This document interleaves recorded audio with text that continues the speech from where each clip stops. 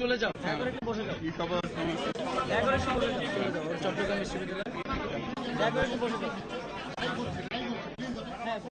আমরা sir officially আপনাকে একটু স্বাগত জানাই। এদিক দিয়ে শুনুন,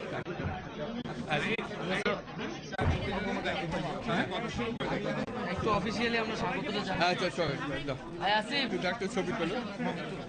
হ্যাঁ ছবি স্যারকে ফ্লাওয়ারটা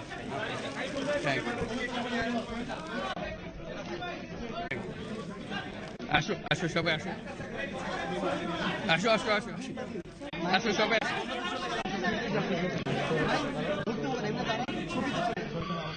হ্যাঁ তার কাছে আসো, সামনে আসো, সামনে আসো, আরে সামনে সামনে। একটু ভাই সোহেল ভাইকে করবেন sir, he is still injured in the violence. ফুলটা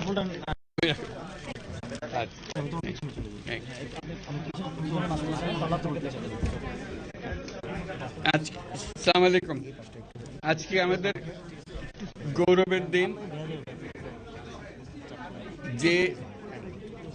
যে বিপ্লবের মাধ্যমে বাংলাদেশ আজকে নতুন বিজয় দিবস সৃষ্টি করলো, সেটাকে সামনে রেখে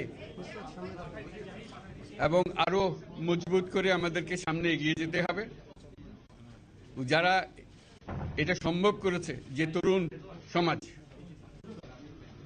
তাদের প্রতি আমি আবার সমস্ত প্রশংসা এবং কৃতজ্ঞতা জানাচ্ছি তাদেরকে। তারা আমার পাশে আছে। এরা এই দেশকে রক্ষা করেছে, এই দেশকে নতুনভাবে পুনর্জন্ম দিয়েছে এবং এই পুনর্জন্মে যে বাংলাদেশ পেলাম, সে বাংলাদেশ যেন অত্যন্ত দ্রুত গতিতে এগিয়ে চলতে পারে, সেটাই হলো আমাদের শপথ। সেটা আমরা রক্ষা করতে চাই, এগিয়ে যেতে চাই। আজকে আবু সাঈদের কথা মনে পড়ছে আমাদের, যে আবু সাঈদের ছবি বাংলাদেশের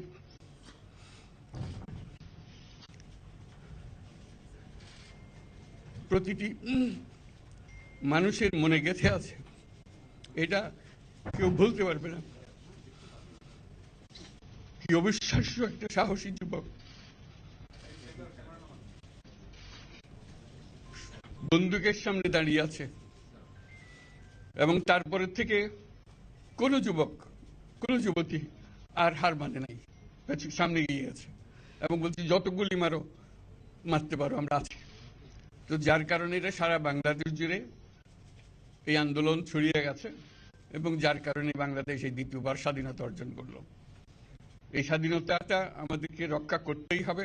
শুধু রক্ষা করা নয়, এই স্বাধীনতার সুফল প্রতিটি মানুষের ঘরে পৌঁছাতে হবে, তা না হলে এই স্বাধীনতার কোনো দাম নেই। এই স্বাধীনতাটাকে পৌঁছানো হলে আমাদের শপথ, আমাদের প্রতিজ্ঞা যে আমাদেরকে এটা করতে হবে, ঘরে ঘরে পৌঁছাতে হবে। মানুষ যেন জানে যে বাংলাদেশ স্বাধীন হওয়ার অর্থ হলো তার নিজের পরিবর্তন, ব্যক্তির পরিবর্তন, সুযোগের পরিবর্তন, তার ছেলে মেয়ের ভবিষ্যতের পরিবর্তন। এটা যেন প্রত্যেকে বুঝে নেয় এবং আজকের তরুণ সমাজকে বোঝানো যে এই দেশ এটা তোমাদের হাতে, তোমরা এটাকে তোমাদের মনের মতো করে গড়ে তুলবে। তোমরা যেভাবে স্বাধীন করতে পেরেছো, তোমরা এটাকে তোমাদের মনের মতো করে গড়তেও পারবে এবং তোমাদের দেখে সারা দুনিয়া শিখবে কিভাবে একটা দেশ, একটা তরুণ সমাজ গ্রহণ করতে পারে এবং তাকে পাল্টে ফেলতে পারে। তাদেরকে আমি বারে বারে এমনি উপদেশ দিই যে পুরনোদের বাদ দাও, তাদের এই পুরনো চিন্তা দিয়ে এটার মুক্তি আমাদের হবে না। করি সারা দুনিয়ার মধ্যে এটা হবে না। এটা শুধু বাংলাদেশের কথা না, সারা দুনিয়াকে জুড়ে কথা বলছি।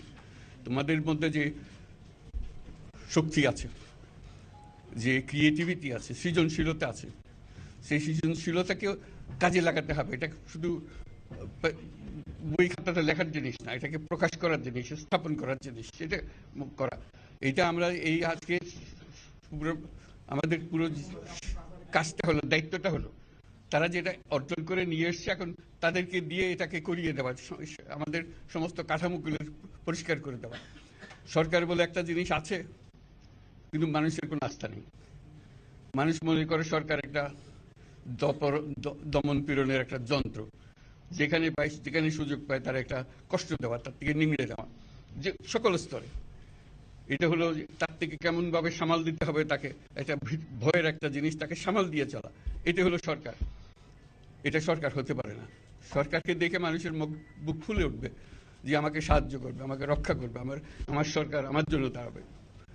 সরকার তার জন্য দাঁড়ায় না কোনো সময়। যে সরকার হবে সেই সরকার মানুষকে রক্ষা করবে, মানুষের আস্থাভাজন হবে। কেউ জোর করে তাকে বলার ভালো আছে এটা না। সে নিজে নিজে বিশ্বাস করবে, সরকারি লোক দেখলে বলছে আমার লোক, আমাকে রক্ষা করার লোক। সেই আস্থাটা আমাদেরকে ফিরিয়ে আনতে হবে মানুষের মনে। তাহলে মানুষও যোগ দেবে এটাতে। মানুষ এখন পিছিয়ে থাকে যে কিসের মধ্যে আমাদেরকে ঢুকিয়ে দিচ্ছে। আমরা যেন জানতে পারি যে এইটা আমরা সবাই মিলে আমরা অগ্রসর হতে পারি। একটা বড়, সারা বাংলাদেশ একটা বড় পরিবার। এই পরিবার আমরা একসঙ্গে চলতে চাই এবং আমাদের মধ্যে দ্বিধা দ্বন্দ্ব যা কিছু আছে সরিয়ে ফেলতে চাই। যারা বিপথে গেছে তাদেরকে পথে আনতে চাই, যাতে করে একসঙ্গে আমরা কাজ করতে পারি। এর মধ্যে আমরা শুনলাম, আসার পথে শুনে আসছি যে এখানে আইন শৃঙ্খলার ব্যাঘাত হচ্ছে, মানুষকে আক্রমণ করছে, ঘরবাড়ি জ্বালিয়ে দিচ্ছে, সম্পদ জ্বালিয়ে নষ্ট করছে, চুরি করছে, দিয়ে যাচ্ছে, অফিস আদালতে আক্রমণ করছে, সংখ্যালঘুদের উপর আক্রমণ করছে, হিন্দু, বৌদ্ধ, খ্রিস্টান, আহমদিয়া সবার উপর আক্রমণ করছে। এগুলো হলো ষড়যন্ত্রের অংশ। এগুলো আমাদের বিষয় না। আমাদের কাজ হলো এটাকে রক্ষা করা, সবাইকে রক্ষা করা। এটাকে প্রতিটি মানুষ আমাদের ভাই, আমাদের বোন, তাদেরকে রক্ষা করা এবং আমাদের একটা শৃঙ্খলা ফিরিয়ে আসা। বিশৃঙ্খলা, সহিংসতা এগুলো হলো অগ্রগতির বড় শত্রু। আমাদের যে যাত্রা শুরু হলো সেই যাত্রার শত্রু। কাজে এই শত্রুকে যাতে রোধ করা যায়, তাদেরকে বুঝিয়ে শুনিয়ে হোক, তাদেরকে আইন শৃঙ্খলার হাতে দিয়ে হোক, এটা বুঝাতে হবে। তাকে মেরে পেটে এটা ঠিক না। আইন শৃঙ্খলা নিজের হাতে ঠিক না।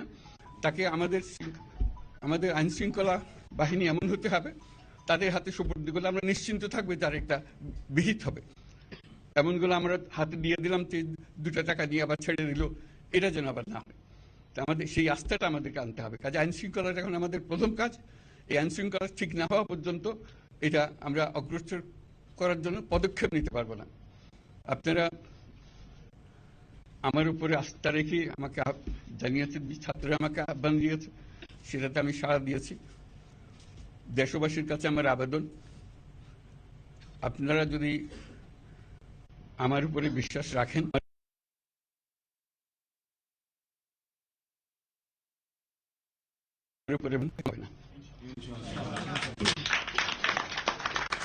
এটা আমাদের প্রথম দায়িত্ব।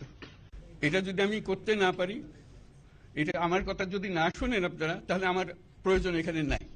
আমাকে বিদায় দেন, আমি আমার কাজে থাকি, সেখানে আমি ব্যস্ত থাকি। যদি আমাকে প্রয়োজন মনে করেন, তাহলে আমাকে প্রয়োজন মনে করলে আপনাদেরকে দেখাতে হবে যে আমার কথা আপনারা শোনেন। আমার কথা না শুনলে আমার কোনো প্রয়োজন নাই। আমার প্রথম কথা হলো, আপনারা বিশৃঙ্খলা থেকে দেশকে রক্ষা করেন, আপনারা সহিংসতা থেকে দেশকে রক্ষা করেন, যাতে আমরা যা আমাদের ছাত্ররা আমাদেরকে পথ দেখায়, সেই পথে আমরা এগিয়ে যেতে পারি। এটা একটা খুব সুন্দর দেশ হতে পারে। বাংলাদেশ একটা খুব সুন্দর দেশের সম্ভাবনাময় দেশ। কাজে এই সম্ভাবনাগুলোকে আমরা নষ্ট করে দিয়েছি। এখন আবার সেই বীজতলা আবার তৈরি করতে হবে, আবার আমাদেরকে জেগে উঠতে হবে। তারাই এই বীজতলা তৈরি করবে, তাদের হাত দিয়েই হবে এবং তাদের দিকে আমরা তাকাবো এবং আমরা তাদের নির্দেশ মতে আমরা অগ্রসর হব। এখানে সরকারি কর্মকর্তা কর্মচারী যারা আছেন, সেনাবাহিনী, বিমান বাহিনী, নৌবাহিনী প্রধানরা যারা আছেন, তাদের প্রতি অনুরোধ, আমরা একটা পরিবার। এইটার মধ্যে যেন আমাদের গোলযোগ না হয়, আমরা একযোগে একসাথে চলতে পারি এবং আমরা তড়িৎ গতিতে একটা সুন্দর বাংলাদেশ গড়ার পথে এগিয়ে যেতে পারি।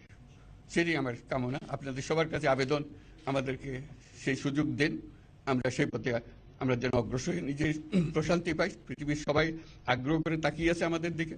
এখানে যখন ছাত্ররা রাস্তায় নেমেছে, পৃথিবীর সব জায়গা থেকে অভিনন্দন এসছে, যে তারা অবাক হয়ে গেছে।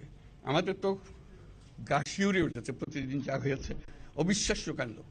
তাদেরও এটা স্পর্শ করেছে, তাদের তরুণরাও জেগে উঠছে আমাদের ছেলে মেয়েদের এই অভিজ্ঞতা থেকে, তাদের এই সংবাদ থেকে তারাও চোখ জেগে উঠেছে আমরা কি করতে পারি। কাজে আমাদের কাজ হবে এগুলো সম্পূর্ণ করা আমরা আজকের থেকে শুরু করলাম, যেটা আশা করি আমরা দ্রুত গতিতে এগিয়ে যেতে পারবো। সবাইকে ধন্যবাদ। আজকে কোশ্চেন আমি নিলাম না, না আর দিও না। Thank you, thank you. আজকে আর করবো না। হবে কথা, কথা তো হবে। Thank you so much. বলছেন যে স্যার আমরা